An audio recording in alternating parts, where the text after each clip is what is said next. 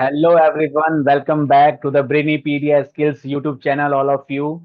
My name is Anand and I welcome all my students, dear to dear my students, दिल के पास वाले students को Brainipedia Skills के YouTube channel पे। और मेरा नाम है आनंद। अगर आप मेरी प्रीवियस वीडियोस को फॉलो अप कर रहे हैं, so you guys know about me. Here I am teaching at Brainipedia Skills. I am teaching logical reasoning and quant, right. So basically अभी आपको मैं पढ़ा रहा हूँ आरआरबी एनटीपीसी 2025 के लिए रीजनिंग वाला पोर्शन।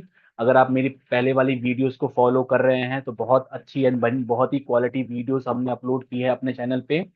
अगर आप वेन डायग्राम ही सर्च करके अगर इस वीडियो तक पहुंचे हैं तो I will request you all please watch my previous videos, जो कि टोटली रिलेवेंट है टू द आरआरबी एनटीपीसी के पॉइंट ऑफ व्यू से, right.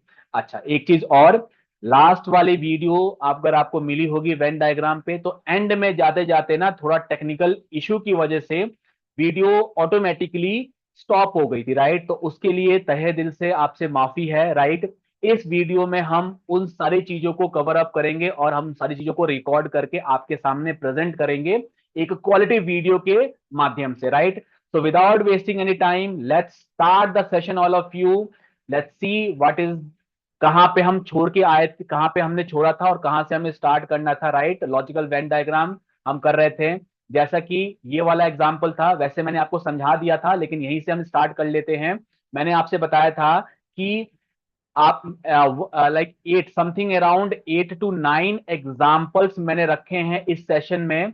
That totally based on की that is totally based on कि कैसे आप क्वेश्चंस को, वेन डायग्राम के क्वेश्चंस को डिफरेंट डिफरेंट डायग्राम के थ्रू रिप्रेजेंट कर सकते हो, राइट।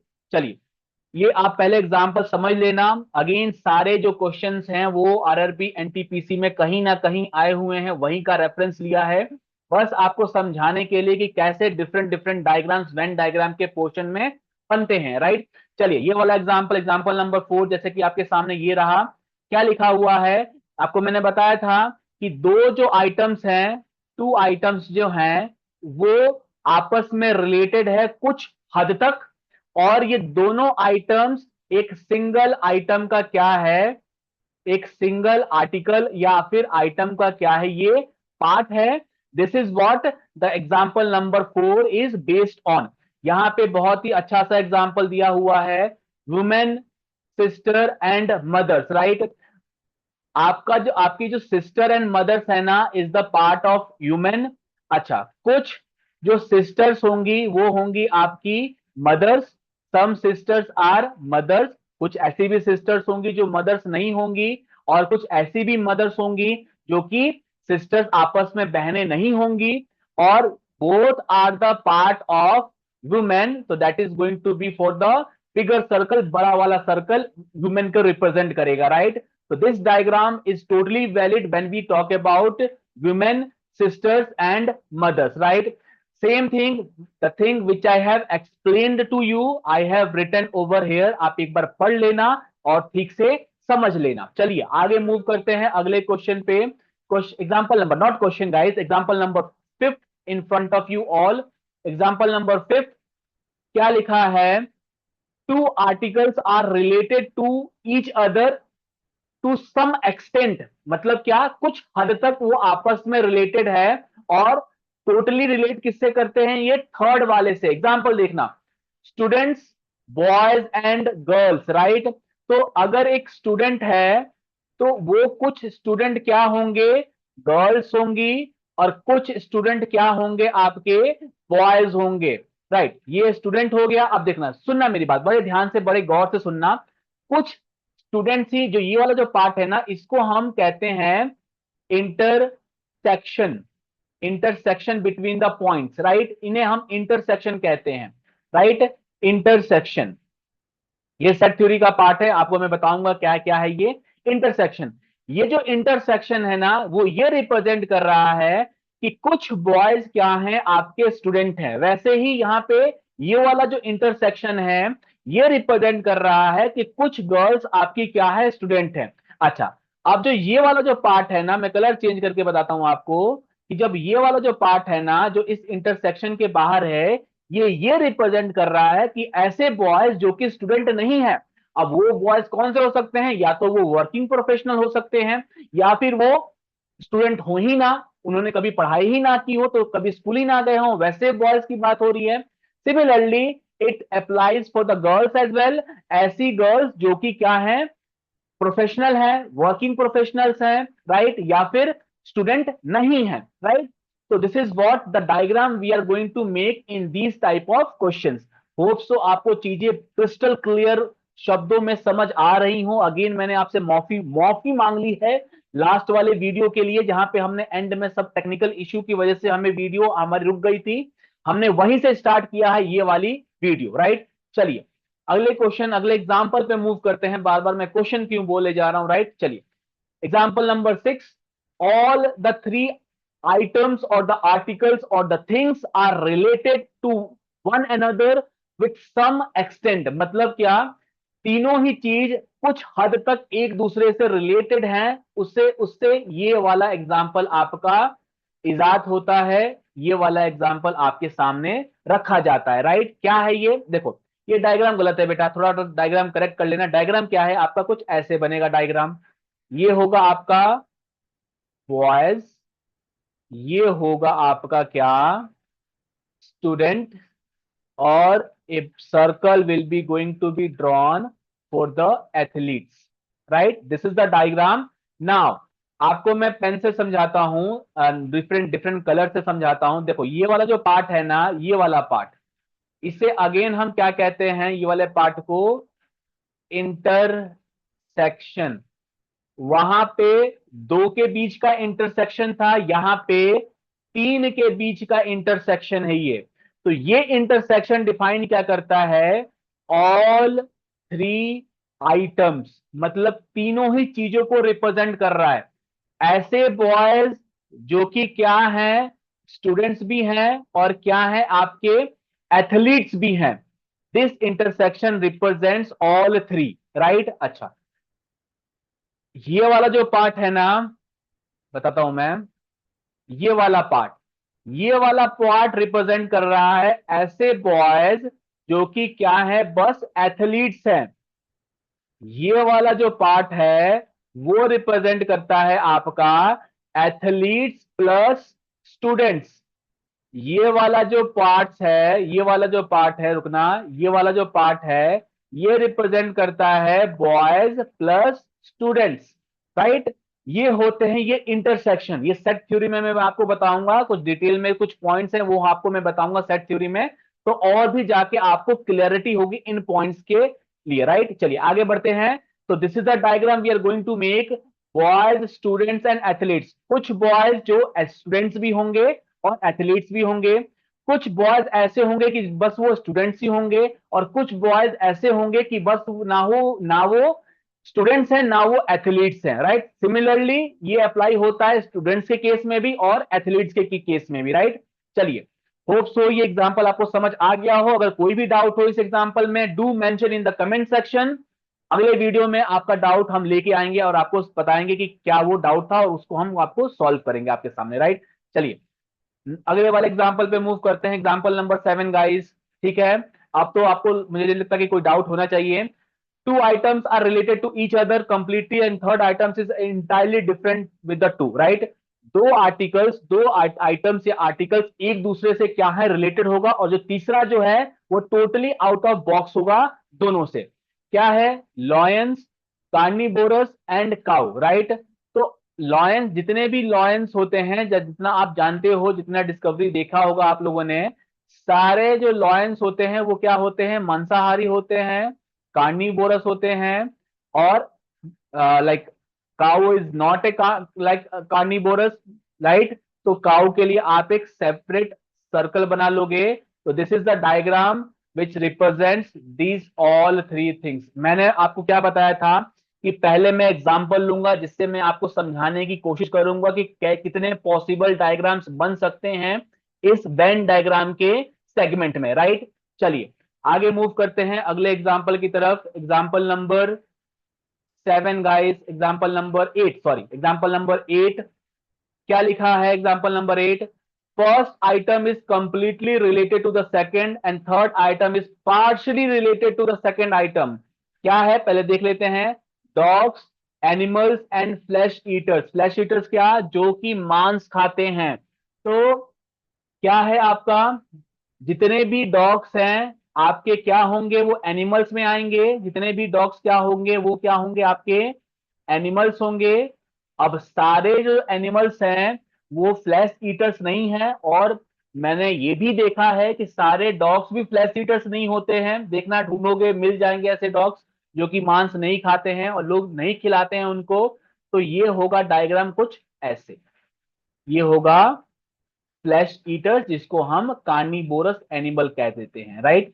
तो this is the diagram we are going to make in this type of questions in example number 8। चलिए आगे मूव करते हैं अगले एग्जांपल की तरफ, राइट। Next example guys. अच्छा, 8 एग्जाम्पल्स थे, आपको मैंने आठों एग्जाम्पल बहुत ही सरल और बहुत ही सिंपल शब्दों में बता दिया है। अब बढ़ते हैं कुछ प्रैक्टिस क्वेश्चंस की तरफ। Question number first in front of you.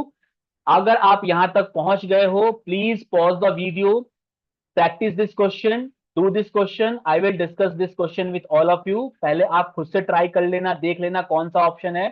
बाद में मैं आपको बताऊंगा कि कैसे इस क्वेश्चन को सॉल्व करना था, राइट। चलिए क्या है क्वेश्चन में देखते हैं। Question says which of the following diagram indicates best relationship between travellers, train and बस, राइट। ट्रेवलर्स, ट्रेन और बस को रिलेट करने के लिए इन चारों में से कौन सा डायग्राम बेस्ट होगा, राइट। चलो बताओ, आपके पास वीडियो देख रहे हो, पॉज करने का ऑप्शन है, पॉज कर लेना। मेरा जो आंसर है ऑप्शन नंबर सी। कैसे? देख लेना। कुछ जो ट्रेवलर्स, ट्रेवलर्स कौन से लोग होते हैं? जो एक जगह से दूसरी जगह पे जाते हैं, दोज आर द ट्रेवलर्स। अच्छा, जो ट्रेन और बस है ना, वो आपका एक मोड ऑफ ट्रांसपोर्ट है, मतलब यातायात करने का साधन। एक पॉइंट से दूसरे पॉइंट तक ट्रेवल करने का एक साधन है, एक जरिया है आपका ट्रेन एंड बस, राइट। तो ट्रेवलर्स हो गए। तो कुछ ट्रेवलर्स आपके किससे जाएंगे? ट्रेन से।